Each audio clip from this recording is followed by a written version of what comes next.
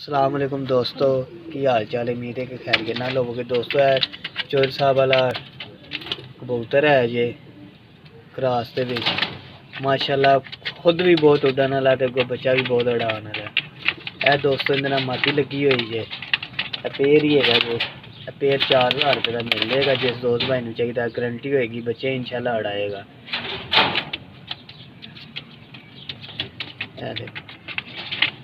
नर दी तो माती की अख का शो करवा देना तुहानू।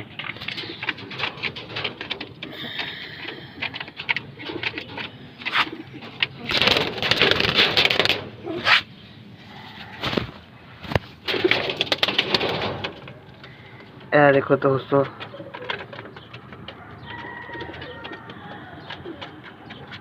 ए नर दी अख है जी, लाल दरिया हल्की जी।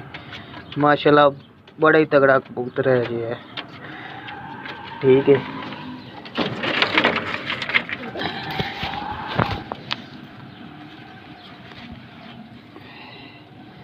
ए नाल माती दी अख है जी, माशाल्लाह लाल रिंग दे विच,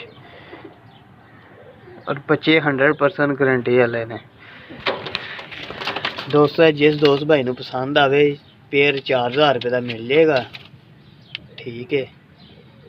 तो बाकी इंशाल्लाह अंडे बच्चों की इन्हों की गारंटी होगी। कोई किसी किस्म का मसला होए तो भाई जिम्मेदार है, वो तुसी नहीं टेंशन लेनी, वो मेरी है।